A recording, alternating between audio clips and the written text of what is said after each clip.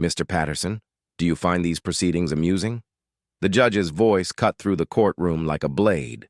Or are you simply too senile to understand what's happening here? Robert Patterson, 81 years old, sat motionless at the defendant's table, his weathered hands folded calmly before him. He didn't look at Judge Thornton. His steel-gray eyes remained fixed on the state seal behind the bench, seeing through it into a time and place the judge couldn't imagine. His public defender, Sarah Bennett, shifted uncomfortably beside him. "Your Honor, my client. Does he understand English?" Thornton interrupted, his face reddening. "Because from where I sit, I see a stubborn old man showing nothing but contempt for this court. A simple speeding ticket, Mr. Patterson. You've dragged this out for months, refusing to plead, wasting everyone's time." Robert's thumb moved almost imperceptibly across his wrist, tracing the edge of something hidden beneath his shirt cuff. A faded mark. A ghost of ink that once meant everything. "Look at me when I address you," the judge commanded. Silence, the kind that precedes thunder. "Before we continue, if you've ever been underestimated because of your age or appearance, type respect below. And tell me where you're watching from. This story proves that true honor doesn't announce itself. I read every comment." The truth was simple and infuriating. Robert Patterson hadn't been speeding.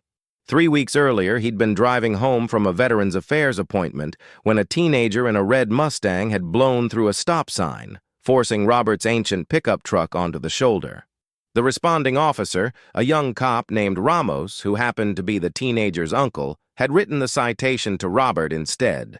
Small-town corruption, the kind that happens when nobody's watching. For most people, it would have been easier to pay the fine and move on. $120, a minor inconvenience. But for Robert Patterson, a man who had lived his entire adult life by a code written in blood and sacrifice, paying for something he didn't do was impossible. It was a lie, and lies in his world got people killed. Judge Marcus Thornton didn't know any of this, and frankly, he didn't care. At 54 years old, with 15 years on the bench and political ambitions that reached far beyond Santa Rosa County, he'd perfected the art of theatrical authority. He enjoyed these moments. An audience of 20 or so spectators watching from the gallery, a chance to demonstrate his power, to put someone in their place. The old man's silence only made it sweeter. "Your Honor," Sarah Bennett tried again, her voice steadier this time. She was 29 years old, fresh out of law school, assigned to Robert's case through the public defender's office. She'd served 4 years as a paralegal in the Navy Judge Advocate General's Corps before law school. She recognized something in her client's bearing, the way he sat, the controlled stillness. "My client is a veteran. He served this country with—" "I don't care if he commanded the entire Pacific Fleet," Thornton snapped, cutting her off with a dismissive wave. His voice dripped with contempt. "In this courtroom, he is a defendant. I am the judge. His service, whatever it was, doesn't give him a free pass to waste my time and disrespect these proceedings." He leaned back in his leather chair, steepling his fingers like a king on a throne. The fluorescent lights overhead caught the gleam of his law school ring. Georgetown, class of '95. He'd spent 3 decades building a reputation as a hard judge, tough on crime, tough on defiance, tough on anyone who dared challenge his authority. "I've seen your type before," Thornton continued, his voice taking on a lecturing tone. "Men who hide behind their service records, who think the world owes them something just because they wore a uniform decades ago. It's a kind of entitlement, frankly, a refusal to face the basic responsibilities of citizenship." In the gallery, an older woman in a Navy windbreaker tensed. Her husband, a retired chief petty officer, put a warning hand on her arm. "Not yet," his eyes said. "Wait." Sarah Bennett's jaw clenched so tightly a muscle jumped in her cheek. She looked at Robert, expecting to see anger, pain, something. But the old man's expression remained unchanged, peaceful, almost serene, as if Thornton's words were merely rain falling on distant mountains. That unshakable calm seemed to infuriate the judge even more. "So tell me, Mr. Patterson," Thornton said, his voice turning silky and venomous. "Where exactly did you serve? Some supply depot? Pushing papers at a base in Germany? He paused for effect, a cruel smile playing at his lips. Or maybe you never served at all. Maybe this whole veteran routine is just another way to manipulate the system. Robert Patterson's hand twitched. His thumb traced the mark again. The tattoo he'd gotten in Da Nang in 1968. The one that marked him as something the world was never supposed to know about. Sarah Bennett had noticed the tattoo during their first meeting. A glimpse of faded blue-gray ink just below his wrist when he'd reached for a glass of water. She'd caught only a partial view, what looked like wings, or perhaps a bird. She'd wanted to ask about it, but something in Robert's demeanor told her not to pry. Now, watching Judge Thornton's performance, she felt a cold anger settling in her stomach. This wasn't justice. This was cruelty, dressed up in robes. "Your Honor," she said, keeping her voice level through sheer force of will, "I must object to this line of questioning. My client's service record is not on trial here. The charge is a minor traffic violation which he maintains." "Objection noted and overruled," Thornton interrupted. He turned his attention back to Robert. "You know what I think, Mr. Patterson?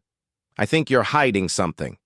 I think if you actually had an honorable service record, you'd be eager to talk about it. But you sit there in silence because you know the truth. The truth is that your so-called service was probably unremarkable at best, possibly dishonorable." The word hung in the air like poison gas. In the gallery, 3 people reacted simultaneously. The woman in the Navy windbreaker gasped audibly. A young man in Marine Corps dress blues half stood from his seat before his companion pulled him back down, and an older gentleman in a wheelchair, wearing a Vietnam veteran cap, went pale. They didn't know Robert Patterson personally, but they recognized what they were witnessing. A judge publicly humiliating a fellow veteran without knowing anything about his service. It was a desecration. Sarah Bennett felt her phone buzz in her pocket. She ignored it, focused on the train wreck unfolding before her. But it buzzed again, and again, insistent. While Judge Thornton continued his tirade, listing all the ways Robert had wasted the court's precious time, Sarah slipped her phone out, shielding it with a legal pad. The messages were from her old Navy supervisor, Commander Lisa Hayes, now stationed at Naval Air Station Lemoore, just 90 minutes away. Hayes: "Sarah, are you in court right now?" Hayes: "Is your client named Robert Patterson?" Hayes: "Call me immediately." Sarah's heart began to pound. Commander Hayes wasn't the type to use all caps. Ever. She glanced at Robert, who remained as still as a statue, then back at her phone. She typed quickly. "Can't call. In session. What's wrong?" The response came back in seconds. "Everything. Get me on speaker. Now. Or better yet, have the bailiff call the base. Use my name. This is a Code Silver situation." Sarah's blood ran cold. Code Silver. In Navy parlance, that meant a matter of extreme urgency involving classified personnel or operations. She looked at the bailiff, a portly man named Ed Morrison, who'd been working county courts for 20 years. He was watching the proceedings with visible discomfort, clearly unhappy with Thornton's behavior, but powerless to intervene. Meanwhile, Thornton was building to his finale. "Mr. Patterson, your silence speaks volumes. It tells me everything I need to know about your character, or rather, your lack of it." He shuffled some papers on his bench, drawing out the moment. "Given your advanced age and your clear cognitive issues, evidenced by your inability to mount any defense, I don't believe a fine would be appropriate. However, your blatant contempt for this court suggests you may be a danger to yourself and others on the road." Sarah's hands were trembling now. She had to do something. But what? Interrupt a judge mid-sentencing? Hand him her phone with a message from a Navy commander? It would look insane. "Therefore," Thornton announced, his voice ringing with false solemnity, "it is the judgment of this court that you be remanded to county custody for a 72-hour psychiatric evaluation." "Your Honor!" Sarah shot to her feet. "You cannot be serious. That's a gross overreach." "Sit down, Ms. Bennett, or you'll be joining him for contempt." Robert Patterson finally moved. He turned his head and looked directly at Sarah. His gray eyes were clear, calm. He gave her the slightest shake of his head. "Don't," his expression said. Not yet. But Sarah Bennett had spent 4 years in the Navy learning when to follow orders and when to question them. This was a time to question. She grabbed her phone and punched in Commander Hayes's number. In the same motion, she stood and addressed the bailiff. "Mr. Morrison, I need you to make an urgent call to Naval Air Station Lemoore. Ask for Commander Lisa Hayes. Tell her it's regarding Robert Patterson. Tell her code silver." Ed Morrison, the bailiff, had been a Marine in Desert Storm. The words code silver hit him like an electric shock. He didn't know exactly what it meant, but he knew military protocol when he heard it. His hand moved to his radio. "Bailiff!" Judge Thornton barked. "You will do no such thing, Ms. Bennett. You are in contempt." "No, Your Honor. With respect, you are about to make a catastrophic mistake." Sarah's voice cut through the courtroom with surprising authority. Her phone was pressed to her ear. "Commander Hayes is on the line right now. At Naval Air Station Lemoore, 93 miles away, Commander Lisa Hayes was already moving. She'd been in her office reviewing personnel files when her assistant, a sharp young lieutenant named Chen, had burst through the door without knocking. "Ma'am, you need to see this immediately." He'd pulled up a file on her computer, a classified personnel record that shouldn't have been in the active database at all. It should have been buried in Pentagon archives, sealed under protocols that predated most of the current officer corps. The name at the top, Patterson, Robert J. A., Colonel, USAF, RET. Below that, in red text, Operation Thunder Wraith, classified TSSCI, eyes only. Hayes had gone white. She'd picked up her phone and started dialing every number she could think of. Sarah Bennett's was the first to answer. Now, in the courtroom, Sarah held her phone up. "Commander Hayes wants to speak to you, Your Honor." "I don't take calls during proceedings," Thornton said. But there was uncertainty in his voice now. Something was happening that he didn't understand. Bailiff Morrison had made his decision. He keyed his radio. "Dispatch. This is Morrison in courtroom 3. I need you to patch through to Naval Air Station Lemoore immediately. Request Commander Lisa Hayes. Tell her it's regarding a code silver situation. Use my name." "What is the meaning of this?" Thornton's face was turning purple. "Bailiff, you're fired. Ms. Bennett, you're—" The courtroom doors opened. Not with a bang, but with the quiet authority of inevitability. A young sailor in dress whites stepped inside, then another. They moved with precision, taking positions on either side of the door. Behind them came a man in his late 40s, wearing the eagles of a Navy captain on his shoulders. His uniform was immaculate. His expression was carved from stone. Captain David Rodriguez didn't look at Judge Thornton. His eyes scanned the room until they found what they were looking for.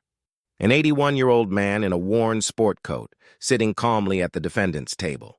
Rodriguez came to attention. Then, in an act that made everyone in the courtroom hold their breath, he rendered a salute so crisp it seemed to vibrate in the air. "Colonel Patterson," he said, his voice carrying to every corner of the room. "Captain Rodriguez, Naval Air Station Lemoore. I apologize for the delay, sir." The silence that followed was absolute. Judge Thornton's mouth opened and closed like a fish out of water. "What? What is this?" "Captain, you have no authority in this." "Be silent." Rodriguez's voice was quiet, but carried the weight of command that comes from years at sea. He still hadn't looked at the judge. "Colonel Patterson, Commander Hayes sends her respects and asks if you require immediate medical attention or extraction from this situation." Robert Patterson rose slowly to his feet. When he spoke, his voice was soft but clear. "Negative, Captain, but I appreciate the gesture." "Understood, sir." Rodriguez finally turned to face Judge Thornton. His expression could have frozen lava. "Your Honor, I'm here to inform you that you are in the process of unlawfully detaining a decorated combat veteran whose service record is classified at the highest levels. I have been authorized to tell you that if you continue with your current course of action, you will be placing yourself in violation of several federal statutes." Sarah Bennett felt tears springing to her eyes. She looked at her client, her quiet, unassuming client, and saw him differently now. The ramrod posture, the controlled stillness, the way his eyes saw through things rather than at them. "Who are you?" she thought. "This is absurd," Judge Thornton sputtered, though his voice had lost its edge. "A traffic court doesn't require military intervention. This is a gross—" "Your Honor," Captain Rodriguez's voice was arctic. "You called a Medal of Honor recipient a coward. You questioned his service and his character, and you were about to forcibly commit him for a psychiatric evaluation based on nothing but your own wounded pride." The courtroom erupted in gasps and whispers. Thornton went white. That's not... I had no way of knowing." "That's precisely the point." Rodriguez took a step closer to the bench. "You had no way of knowing because you didn't ask. You assumed. You mocked. You used your authority to humiliate a man who has given more to this country than you could comprehend if you lived 1,000 years. While this confrontation unfolded, something else was happening. The courtroom doors had remained open, and a crowd was gathering. More military personnel in dress uniforms were arriving. 2 Air Force officers, a Marine Corps major, another Navy captain. They weren't here by accident. The moment Commander Hayes had confirmed Robert Patterson's identity, she'd triggered a protocol that hadn't been used in decades. A series of phone calls that rippled through the military command structure like dominoes falling. Each call carried the same message. "One of ours needs us. Now." Sarah Bennett's phone buzzed again. This time it was a text from an unknown number. "This is Colonel Marcus Grant, USAF. Currently 45 minutes out by helicopter. Do not let that judge do anything until I arrive. Repeat, do not. This is a matter of national security." National security? For a traffic ticket? Sarah's mind was reeling. In the gallery, people were pulling out phones, recording. The video would be online within minutes. Judge Thornton sentencing an elderly veteran to psychiatric evaluation, only to be confronted by military personnel explaining he'd just humiliated a Medal of Honor recipient. But there was something else happening, something deeper. Robert Patterson stood at the defendant's table, his hands resting lightly on the surface. Sarah noticed for the first time how steady they were. Most 81-year-olds had at least a slight tremor. His hands were rock solid. Captain Rodriguez was still speaking. "Colonel Patterson's service record includes 287 combat missions over North Vietnam and Laos between 1967 and 1972. He flew aircraft that didn't officially exist on operations that remain classified to this day. He was shot down twice, wounded 3 times. And he personally coordinated the rescue of over 140 downed pilots and special operations personnel from behind enemy lines." Each sentence landed like a hammer blow. Judge Thornton had sunk into his chair, his face the color of old newspaper.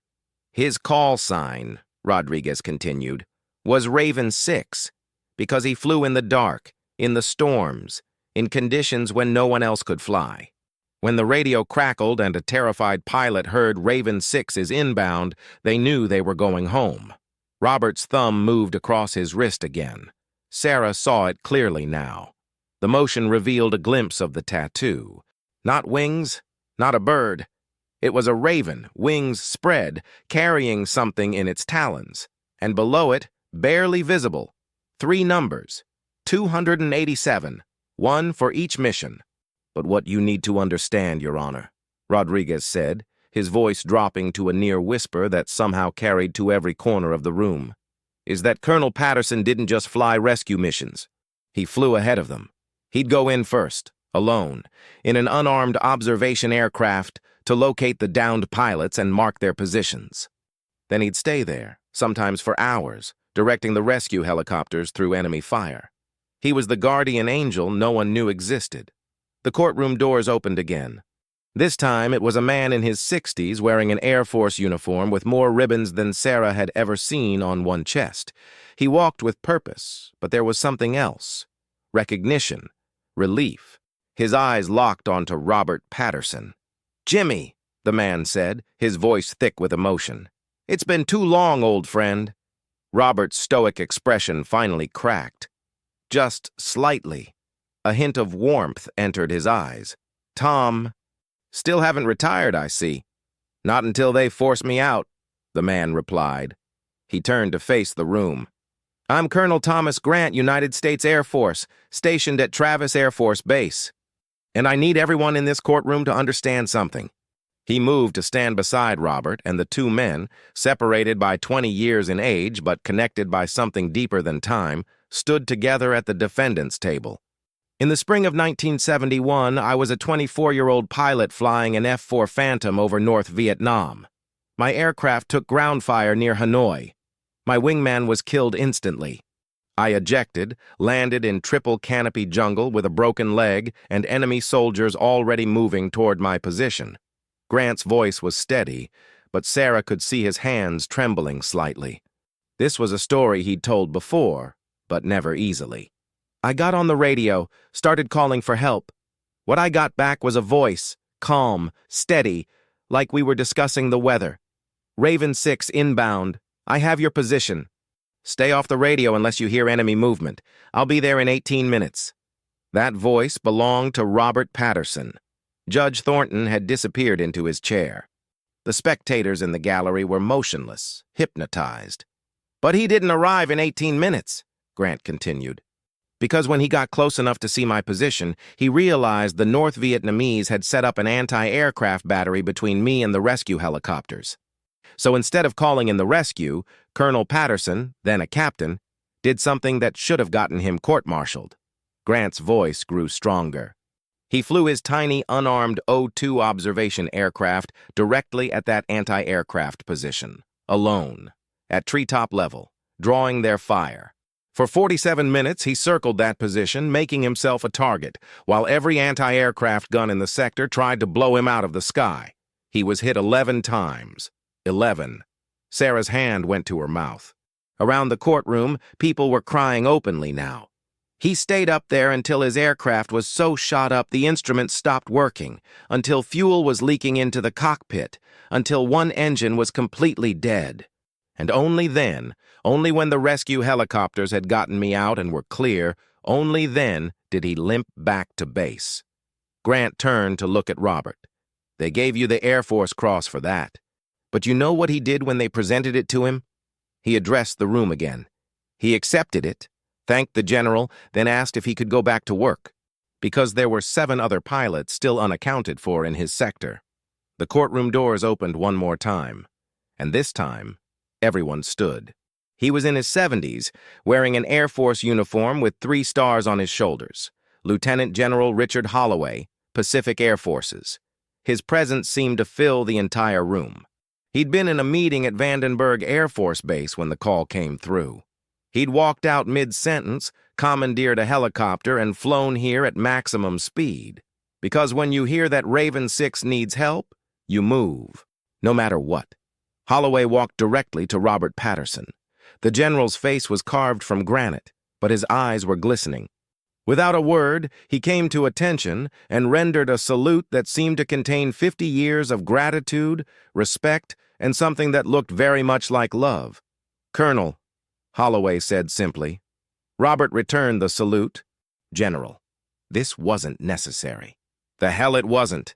Holloway's voice carried the rough edge of emotion he was trying to control. Then he did something no one expected. He reached out and pulled the elderly man into a fierce embrace. When they separated, Holloway turned to face Judge Thornton. His expression could have melted steel. "Your Honor," he said, and the title dripped with irony. "Let me tell you about the man you called a coward." Robert Patterson flew 287 combat missions in aircraft that weren't designed for combat. He was shot down twice, wounded 3 times, and decorated for valor more times than any pilot in his squadron. But here's what his official record doesn't tell you. Here's what remains classified even today. Holloway's voice filled every corner of the courtroom. In February of 1972, a special operations team was trapped near the Laotian border. 12 Green Berets surrounded by 300 enemy soldiers. Weather was impossible. Ceiling was 0. Rain so thick you couldn't see 10 feet. Every aircraft in the region was grounded, except one. He pointed at Robert. This man took off in a storm that was literally ripping aircraft apart on the tarmac. He flew for 3 hours in conditions that should have killed him. Couldn't see the instruments, couldn't see the ground, just followed the radio beacon from men who were about to die. Sarah Bennett was openly crying now. So were half the people in the gallery. He found them, marked their position, then stayed there for 4 hours, flying in circles over that position while every weapon the enemy had tried to kill him. He talked to those soldiers, kept them calm, told them jokes for God's sake. And when the weather finally broke enough for rescue helicopters to come in, he personally guided each one through the clouds and enemy fire. Holloway's voice cracked slightly. All 12 of those Green Berets came home, and you want to know why Colonel Patterson has never talked about it? Why he's kept silent all these years? He pulled a piece of paper from his uniform pocket. Because one of those men was Sergeant Michael Thornton. No relation to you, Your Honor. But I thought you should know that the man you called a coward saved 12 lives that night, and one of them had the same last name as you. The coincidence landed like thunder. Judge Thornton looked like he might be sick. But here's the part that matters, Holloway continued. When they tried to give Colonel Patterson the Medal of Honor for that mission, you know what he said? He said, "Give it to the helicopter pilots. Give it to the PJs who pulled those men out. I just flew in circles. That's who this man is." The general turned to face Robert directly. "Sir, on behalf of every service member in this country, and on behalf of the 152 pilots and soldiers who are alive today because you refused to let them die alone in the jungle, I am profoundly sorry for what you've endured in this courtroom." Robert Patterson stood very still. Then, for the first time, he spoke at length. His voice was quiet, but carried perfectly. "General, I appreciate that. But this isn't about me." He turned to look at Judge Thornton, and his gaze was not angry. It was sad, disappointed. "Your Honor, respect isn't something that comes with a uniform or a robe. It's earned, day by day, action by action. I didn't say anything earlier not because I'm senile or confused. I stayed silent because I wanted to see what kind of man you were, how you'd treat someone you perceived as powerless." He gestured around the courtroom. "Every person deserves dignity. The homeless veteran you see on the street corner, the elderly woman struggling with her groceries, the teenager who made a mistake. You never know what battles someone has fought, what weight they're carrying." Robert's voice grew firmer. "I was falsely accused of a traffic violation by a police officer protecting his nephew. Instead of investigating, you chose mockery. Instead of justice, you chose cruelty. And that, Your Honor, is why I couldn't plead guilty, not because of pride, but because lies matter. Truth matters, even when it's inconvenient." The courtroom was silent. Judge Thornton sat motionless, his face a mask of shame. General Holloway spoke again. "The charge against Colonel Patterson is dismissed with prejudice. Furthermore, I'll be filing a formal complaint with the State Judicial Commission regarding these proceedings. Your conduct today will be reviewed by people who understand exactly what happened here." He turned to Robert. "Colonel, would you do me the honor of allowing me to escort you out of here?" Robert Patterson nodded. He picked up the worn briefcase he'd brought, shook Sarah Bennett's hand, and walked toward the door. As he passed through the gallery, something remarkable happened. One by one, every veteran in the courtroom came to attention. The woman in the Navy windbreaker, the young Marine, the man in the wheelchair with the Vietnam veteran cap. They rendered salutes as he passed. Robert returned each one with quiet dignity. Outside the courthouse, a small crowd had gathered. News crews, more veterans. Word had spread impossibly fast in the age of social media. Someone had live-streamed the confrontation from inside the courtroom. General Holloway stood with Robert on the courthouse steps. "Sir, I have a helicopter waiting. Let me take you anywhere you want to go." Robert smiled for the first time that day. "I appreciate that, Tom, but I think I'll just drive home. That's what this was all about, after all. The right to drive home without lying about something I didn't do." 6 weeks later, Judge Marcus Thornton resigned from the bench. The Judicial Commission's investigation revealed a pattern of abuse toward defendants he perceived as vulnerable. He issued a public apology that Robert never read. Sarah Bennett kept the photo someone took that day. Robert Patterson, 81 years old, standing on the courthouse steps surrounded by military officers in dress uniforms. She framed it and hung it in her office. A reminder that sometimes the quietest people carry the heaviest burdens with the most grace. Robert went back to his life, tending his garden, meeting friends for coffee on Tuesday mornings, living quietly, the way he always had. But now, when he walked through town, people looked at him differently. Not because he was a hero, but because they'd learned to see what was always there. To everyone who typed respect and shared where you're watching from, thank you for standing with our heroes. Subscribe for more stories like this and unsung American heroes. See you in the next one.